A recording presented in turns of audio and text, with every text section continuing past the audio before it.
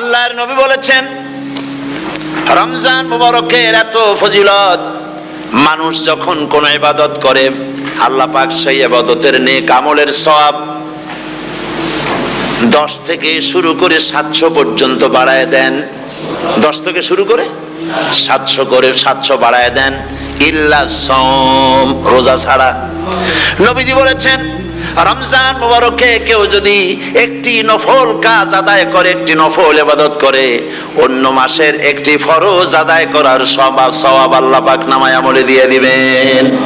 রমজান মুবারকে কেউ যদি একটি ফরজ আদায় করে, অন্য মাসের 70টি ফরজ আদায় করার মতো সওয়াব আমলনামায় আল্লাহ দিয়ে দিবেন। সুবহানাল্লাহ। এই মাস আমাদের সামনে, আল্লাহু আকবার বলি, আল্লাহু আকবার বলি, আলহামদুলিল্লাহ। এই পবিত্র মাস আমাদের সামনে। এই মাসে এত সওয়াব, নফল হয় ফরজের মতো আর ফরজ হয় 70টা ফরজের মতো। এত সওয়াব কেন হইল? আমরা না খেয়ে থাকি সেই জন্য নাকি? বলতে পারেন কেন হলো?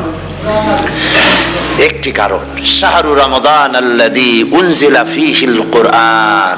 সুবহানাল্লাহ বলবেন না? এই রমজান মাস হচ্ছে সেই মাস যে মাসে আল্লাহ রাব্বুল আলামিন কোরআনে কারীমকে নাজিল করেছেন। এই মাসের মধ্যে একটি রাত আছে, খায়রুম মিন আলফি শাহর, যে রাতটি 1000 মাসের চাইতে বেশি গুরুত্বপূর্ণ আল্লাহর কাছে। সুবহানাল্লাহ। একটি রাত 1000 মাসের চাইতে গুরুত্বপূর্ণ। 1000 মাস ক্যালকুলেটর দিয়ে হিসাব করলে দেখা যায় যে 1000 মাসে 83 বছর 4 মাস হয়। তাহলে তার অর্থ কি এই যে একটানা 83 বছর 4 মাস ইবাদত করলে যে সওয়াব হবে, এই রাত্রে ইবাদত করলে সেই সওয়াব হবে? হতে পারে, এরকম হতে পারে, কিন্তু ব্যাখ্যাটা কি? ব্যাখ্যাটা হচ্ছে এই, আরবিতে আলফুন শব্দ দিয়ে 1000 বোঝানো হয় না। আরবিতে যখন আলফুন বলা হয় তাহলে বোঝা যায় সংখ্যাধিক্য, বিপুল সংখ্যা, হাজার হাজার হাজার হাজার, থাউজেন্ডস এন্ড থাউজেন্ডস। এইটাকে বোঝাবার জন্য আরবিতে ব্যবহার করা হয় আলফুন, হাজার হাজার। তাহলে আল্লাহ কি বুঝাতে চাচ্ছেন? আল্লাহ রাব্বুল আলামিন তিনি আয়াত দ্বারা বুঝাতে চান, এর ব্যাখ্যা হচ্ছে এই পৃথিবীর মানবতার কল্যাণের জন্য, এই পৃথিবীর মানুষের ভালাইয়ের জন্য, মঙ্গলের জন্য হাজার হাজার মাস ধরে এই পৃথিবীর মানুষের যে কল্যাণ হয় নাই, এই রমজান মুবারকে একটা রাত আছে যেই রাতে আল্লাহ রাব্বুল আলামিন মানবতার সেই কল্যাণ করেছেন। সেই কল্যাণ কি দিয়ে করেছেন?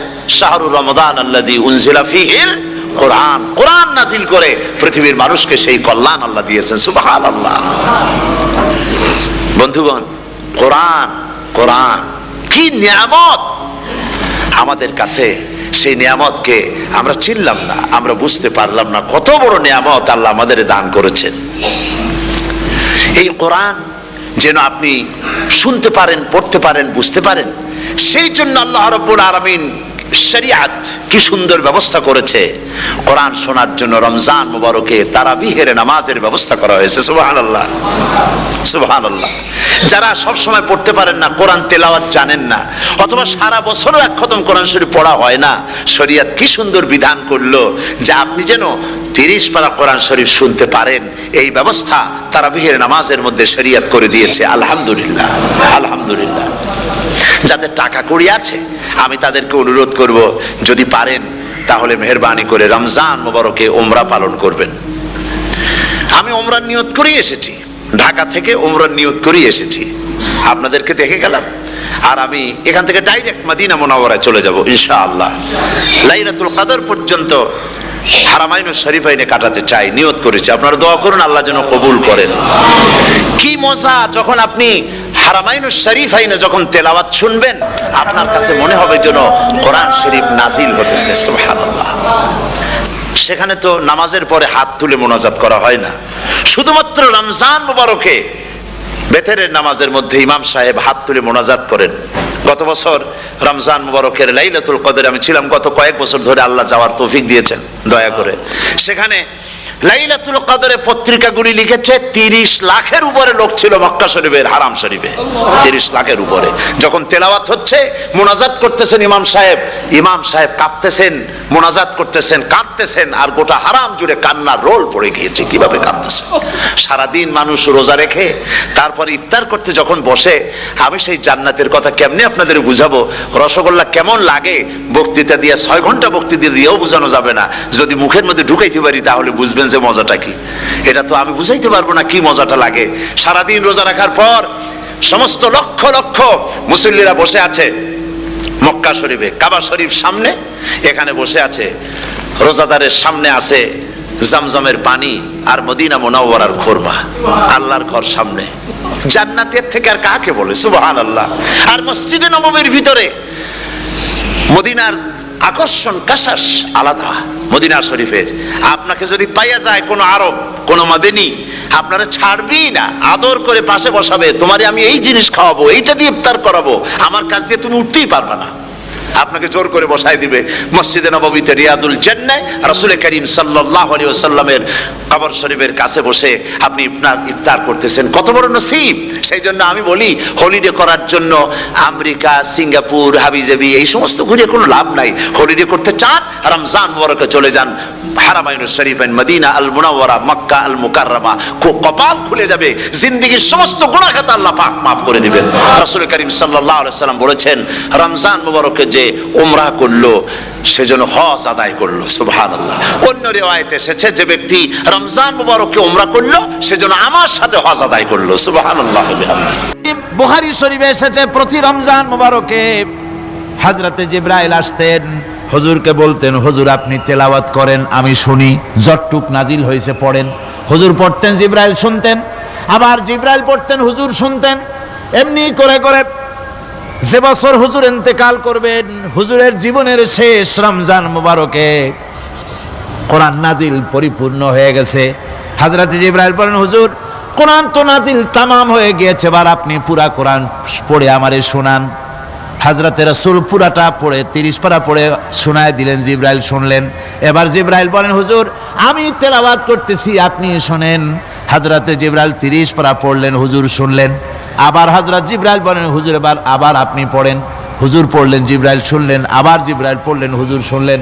তার মানে হলো, হুজুর যে বছর ইন্তেকাল করলেন ওই বছরের রমজান মুবারকে হযরত জিবরাইল 2 বার পড়েছেন, হুজুর শুনেছেন, আর হুজুর 2 বার পড়েছেন, জিবরাইল শুনেছেন, যাতে করে একটা জের জবর, একটা আয়াত, একটা সেমিকোলন যেন বাদ না পড়ে যায়। কোরআন কারীম মুখস্থ করার জন্য আল্লাহ রাব্বুল আলামিন এটাকে স্থায়ী করার জন্য বাধ্যতামূলক করেছেন, নামাজের ভিতরে তেলাওয়াত করতে হবে। মানুষ নামাজের মধ্যে তেলাওয়াত করে, সওয়াবের জন্য সকালে পড়ে, বিকালে পড়ে, অর্থ সহকারে বুঝে পড়ে, রাত্রে পড়ে, দিনে পড়ে। পৃথিবীতে এমন একটা মুহূর্ত নাই যখন কোরআনে কারীম তেলাওয়াত হয় না। জোরে কোন সুবহানাল্লাহ। মানুষ এটাকে তেলাওয়াত করতেছে, মুখস্থ করতেছে। এই কোরআন শরীফের ভিতরে রয়েছে সব কিছু। এর মধ্যে রয়েছে ইতিহাস, এর মধ্যে আছে বিজ্ঞান, এর ভিতরে রয়েছে দর্শন, ভূতত্ত্ব, উদ্ভিদতত্ত্ব, নৃতত্ত্ব, খতত্ত্ব, জ্যোতির্বিজ্ঞান। এর ভিতরে রয়েছে মানুষের পারিবারিক নীতি, সামাজিক নীতি, চুক্তি নীতি, বন্ধি নীতি, যুদ্ধ নীতি, মানুষের যা প্রয়োজন সব কিছু এ কোরআনে কারীমের মধ্যে আল্লাহ পাক সন্নিবেশিত করে দিয়েছেন। জোরে কোন সুবহানাল্লাহি ওয়া বিহামদিহি। আমার ভাইয়েরা, কোরআন এর পরিচয়ের কথা বলতেছিলাম। আল্লাহ পাক কি কোরআন আমাদের শিখালেন, কোন কোরআন আমাদের শিখিয়েছেন, সেই কোরআনের পরিচিতি আপনাদের সামনে আমি তুলে ধরতেছি। আমি নিজে না, এবার কোরআন তার পরিচয় নিজেই দেবে। কেউ যদি কোরআনের কাছে জিজ্ঞাসা করে, কোরআন তুমি কোথা থেকে নাজিল হয়েছ, কে তোমাকে নাজিল করেছে, এই প্রশ্ন যদি কেউ কোরআনের কাছে করে, কোরআন নিজেই তার জবাব দিতে পারে কিনা? কোরআন নিজেই বলে, তানজিলাম মিম্মান খালাকাল আরদা ওয়াস সামাওয়াতিল উলা। এই কোরআন নাজিল করেছেন তিনি, যিনি ওই সুউচ্চ আকাশ আর জমিনকে যিনি সৃষ্টি করেছেন, সেই আল্লাহ আমারে নাজিল করেছেন। কোরআনের কাছে কেউ যদি প্রশ্ন করে, ও কোরআন, এই পৃথিবীতে নাজিল হওয়ার আগে তুমি কোথায় ছিলে, কেউ যদি প্রশ্ন করে, কোরআনে কারীম নিজে নিজের পরিচয় শোনায়, আমি কোথায় ছিলাম শোনো, বাল হুয়া কুরআনুম মাজিদুন ফি লাউহিম মাহফুজ, বরং এই কিতাব অতীব মর্যাদা সম্পন্ন সুরক্ষিত ফলকে লিপিবদ্ধ ছিল, আমি ছিলাম লৌহে মাহফুজে, সেখান থেকে এসেছি। যদি কেউ প্রশ্ন করে কোরআন কি, কোরআন তুমি কার উপরে অবতীর্ণ হয়েছ, জবাব কোরআন নিজেই দেয়, ওয়া আমিনু বিমা নুজিলা আলা মুহাম্মাদ ওয়া হুয়াল হাক্কু মির রাব্বিহিম, ঈমান আনো সেই জিনিসের উপরে যেটা মুহাম্মদ সাল্লাল্লাহু আলাইহি ওয়াসাল্লামের উপর অবতীর্ণ হয়েছে। আবার অন্য আয়াতেও জবাব পাওয়া যায়, তাবারাকাল্লাযী নাযালাল ফুরকানা আলা আবদিহি লিয়াকুনা লিল আলামিনা নাযীরা, অতীব বরকতপূর্ণ মহান সত্তা সেই আল্লাহ রাব্বুল আলামিন, যিনি তার বান্দার পরে ফুরকান অবতীর্ণ করেছেন। সুবহানাল্লাহি বিহামদি। কোরআনের নাম আমি বলেছিলাম শুধু কোরআন নয়, অনেক নাম আছে। কোরআনের আরেক নাম ফুরকান, কোরআনের আরেক নাম কি? আল ফারকু বাইনাল হাক্কি ওয়াল বাতিল। কোরআন হচ্ছে সেই মহাসত্য যা মিথ্যা এবং সত্যের মধ্যে পার্থক্য সূচিত করে, মঙ্গল এবং অমঙ্গলের মধ্যে পার্থক্য সৃষ্টি করে, যা সত্য এবং মিথ্যার মধ্যে তাফরিকা সৃষ্টি করে, সত্যকে মানুষকে বুঝিয়ে দেয়, তার নাম হচ্ছে ফুরকান।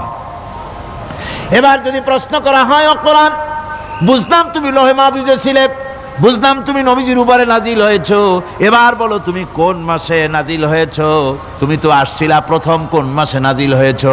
এ প্রশ্ন যদি কেউ করে, কোরআন তার জবাবে বলবে, শাহরু রমাদানাল্লাযী উনজিলা ফীহিল কুরআন, রমজানের পবিত্র মাসে আমি অবতীর্ণ হয়েছি। সুবহানাল্লাহ। যদি প্রশ্ন করা হয়, রমজানে তো আসছো, কিন্তু প্রথম নাজিল হয়েছিল কোন সময়? ওটা কি দিন ছিল না রাত ছিল? কোরআন তার জবাবে বলে, ইন্না আনজালনাহু ফি লাইলাতিল কদর, কদরের পবিত্র রাতে আমি এই পৃথিবীতে আমার আগমন ঘটেছিল। যদি প্রশ্ন করা হয়, বুঝলাম সবই, কেন নাজিল হয়েছে তুমি, এই পৃথিবীতে তোমার আসার উদ্দেশ্য কি, মূল কাজটা কি, এই প্রশ্ন যদি করা হয়, কোরআনে কারীম তার জবাবে বলে, শোনো কেন এসেছি, লিতুখরিজান নাসা মিনাজ যুলুমাতি ইলান নূর, আমার মিশন হচ্ছে গোটা বিশ্ব মানবতাকে পঞ্জীভূত জমাট বাঁধা অন্ধকারের ভেতর থেকে টেনে বের করে আলোর সন্ধান দিতে, আলোর দিকে আনার জন্য আমি কোরআন নাজিল হয়েছি। গোটা পৃথিবীর মানুষ আছে অন্ধকারের ভিতরে। কিসের মধ্যে? অন্ধকার কি? অন্ধকার হচ্ছে পুঁজিবাদ, অন্ধকার সমাজতন্ত্র, অন্ধকার ধর্ম নিরপেক্ষতাবাদ, অন্ধকার জাতীয়তাবাদ, মানুষের তৈরি করা যত মতবাদ সব কি? জোরে কোন সবগুলি কি? ربنا ظلمنا أنفسنا وإن لم تغفر لنا وترحمنا لنكونن من الخاسرين সবাই পড়েন ربنا ظلمنا أنفسنا وإن لم تغفر لنا وترحمنا لنكونن من الخاسرين ربنا ظلمنا أنفسنا وإن لم تغفر لنا وترحمنا لنكونن من الخاسرين রব্বুল আলামিন প্রচন্ড ঠান্ডাকে উপেক্ষা করে হাজার হাজার নারী পুরুষ স্টেপনি গ্রিন স্কুলে আল্লাহ তোমার কোরআন শোনার জন্য, তোমার নবীর হাদিস শোনার জন্য দীর্ঘক্ষণ বসে আছেন। এতক্ষণ আমরা যে আলোচনা করলাম, দরুদ ও সালাম পড়লাম, মেহেরবানি করে সওয়াবটুকুন রাসূল করিম সাল্লাল্লাহু আলাইহি ওয়াসাল্লামের রূহ মোবারকে পৌঁছায় দাও। তামাম পৃথিবীর মাটির নিচে যত মুমিন মুমিনাত শুয়ে আছেন আল্লাহ তাদের আরওয়ার পরে সওয়াব পৌঁছায় দাও রব্বুল আলামিন। আমরা সবাই মিলে আজকে দোয়া করি, আমাদের মধ্য থেকে আমাদের আব্বা জান আর আমাদের মা যাদের মারা গেছে কবরগুলিকে জান্নাতের টুকরায় পরিণত করে দাও। ও রব্বির হামহুমা কামা রাব্বায়ানি সগীরা। সবাই পড়েন রব্বির হামহুমা কামা রাব্বায়ানি সগীরা। আয় আল্লাহ তাআলা, আত্মীয় স্বজন যদি বিদেশে থাকে টেলিফোনে খোঁজ খবর পাওয়া যায়, চিঠি দিয়েও 6 মাস 1 বছরে খোঁজ খবর নেওয়া যায়। কিন্তু আমাদের মা বাপ যাদের দুনিয়া থেকে বছরের পর বছর হলো বিদায় হয়ে গেছে, টেলিফোন বা চিঠিপত্রের কোনো সিস্টেম নাই, কোনো কায়দা নাই, কোন হালতে কবরে আছে জানি না। আল্লাহ তুমি দয়া করে আমাদের বাপ জান যাদের মারা গেছে, আল্লাহ কবরটারে বেহেশত বানাইয়া দাও। রব্বুল আলামিন জনম দুঃখিনী মা, আমাদের মা যাদের মারা গেছে, 10টা মাস পেটের মধ্যে থেকে মাকে হাঁটু দিয়ে, পাও দিয়ে, মাথা দিয়ে, গুতা দিয়ে কষ্ট দিয়েছি। আবার মা ডেলিভারিতে নিদারুণ কষ্ট করেছেন, যা মা ছাড়া কেউ বুঝবে না। এরপরে 2.5 বছর পর্যন্ত মায়ের বুকের দুধ চুষে চুষে খেয়ে মাকে বিরক্ত করেছি, পেশাব পায়খানা করে মাকে কষ্ট দিয়েছি। আল্লাহ তাআলা আমাদের মা বাপ অনেকেরই গরিব ছিল, খাট নাই, বিছানা নাই, তোষক ছিল না, কোন রকম করে আল্লাহ তাআলা বিছানায় শোয়া থাকতো, পেশাব করে, ছেলে মেয়ে পেশাব করে বিছানা ভিজায় দিয়েছে। মা নিজে আঁচলটা ভিজা আঁচলের উপরে শুয়ে ছেলেকে মেয়েকে বুকের উপরে করে সারাটা রাত কাটায় দিয়েছে। এই মা যার দুনিয়া থেকে বিদায় হয়ে গিয়েছে, আল্লাহ দয়া করে কবরটাকে জান্নাতের টুকরা বানাইয়া দাও। আয় আল্লাহ তাআলা আমাদের মা বাপ যাদের মারা গেছে তাদের উপর তোমার রহমত নাজিল করো। আমাদের দাদা দাদি নানা নানি আত্মীয় স্বজন পাড়া প্রতিবেশী যারা মারা গেছে তাদের উপরে রহম করো। রব্বুল আলামিন আয় আল্লাহ তাআলা আমরা যারা হাত তুলেছি, তোমার বান্দা বান্দিরা হাত তুলেছে, তুমি আরশে আজিম থেকে একটু তাকায় দেখো। আমরা কোন রাজা বাদশার কাছে হাত তুলি নাই, আমরা কোন প্রধানমন্ত্রী প্রেসিডেন্টের কাছে হাত তুলি নাই, কোন পীর বুজুর্গের কাছে হাত তুলি নাই। আমরা হাত তুলেছি শাহানশাহ রব্বুল আলামিনের দরবারে। রব্বুল আলামিন আমরা যতগুলি লোক হাত তুলেছি এর মধ্যে জিনাকার থাকতে পারে, মদখোর থাকতে পারে, বেনামাজি থাকতে পারে, সুদখোর থাকতে পারে। আল্লাহ কত রকমের গুনাহ করে আমরা হাত তুলেছি। আল্লাহ তুমি যদি দয়া করে আজকে আমাদের এই লোকগুলি কি তোমার বান্দা বান্দি গুলারে যদি মাফ করে দাও, আকাশের জমিনে এমন কেউ নাই যার কাছে তোমার এজন্য কৈফিয়ত দেওয়া লাগে। রব্বুল আলামিন দয়া করে আমাদের জিন্দেগির গুনাহ মাফ করে দাও। আল্লাহ তাআলা আমার মা বোনেরা কষ্ট করে এই ঠান্ডাকে উপেক্ষা করে যারা এসেছেন, আল্লাহ তুমি মা বোনদের হায়াত দারাজ করে দাও, মা বোনদেরকে পর্দায় থাকার তৌফিক দিয়ে দাও।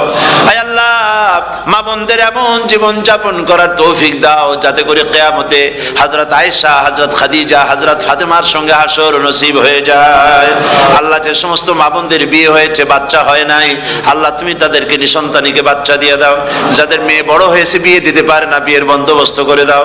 রব্বুল আলামিন মা বোনদের যাদের রোগ আছে, ব্যাধি আছে, আল্লাহ দয়া করে সব অসুখ মাফ করে দাও। আল্লাহ আমরা যারা হাত তুলেছি ঋণগ্রস্তদের ঋণ পরিশোধের তৌফিক দান করে দাও।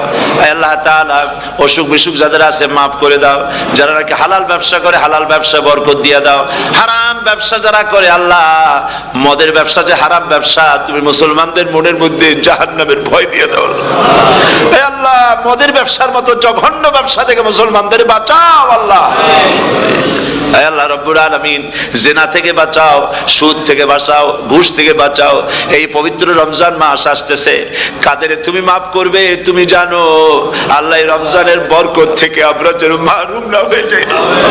হে আল্লাহ তোমার বান্দা বান্দি আমরা যারা হাত তুলেছি এমন রোজা রাখার তৌফিক দাও যাতে তুমি খুশি হও বাবু। আমাদের কান্দার তৌফিক দাও, সেহরি ভালোভাবে সেহরি করা, তোমাকে খুশি করার জন্য ইফতার করা, তোমার খুশির জন্য রোজা রাখা, তেলাওয়াত করা, সেজদা দেওয়া, নামাজ পড়া, জিকির করা। আয় আল্লাহ তাআলা এগুলি বেশি বেশি করে করার তৌফিক আমাদেরকে দান করে দাও রব্বুল আলামিন। এই মাহফিলের ভিতরে বহু মানুষ আছে জীবনে কাবা শরীফ চোখে দেখে নাই, জীবনে তোমার হাবিবের রওজা চোখে দেখে নাই। আজকে একটা দোয়া করি তোমার কাছে, আমার মা বোনের আর ভাইরা যারা হাত তুলেছে আল্লাহ তুমি দয়া করে মেহেরবানি করে জীবনে অন্তত একটা বার কাবা শরীফ চোখে দেখার তৌফিক দিয়ে দিও রব্বুল আলামিন। বাংলাদেশ থেকে আমাদের হাজার হাজার লাখ লাখ মুসলমান নরনারী বিদেশে চাকরি করার জন্য, ব্যবসা করার জন্য এসেছে।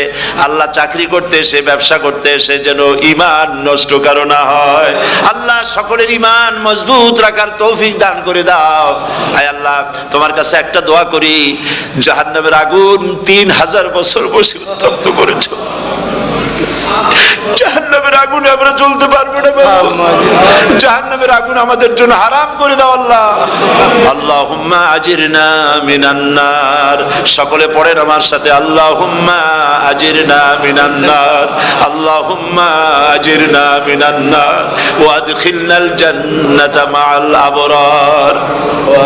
হে আল্লাহ তাআলা, এই মানুষগুলি, এদের সাথে আমার কোনো আত্মীয়তার সম্পর্ক নেই, এদের সাথে আমার কোনো রক্তের সম্পর্ক নাই।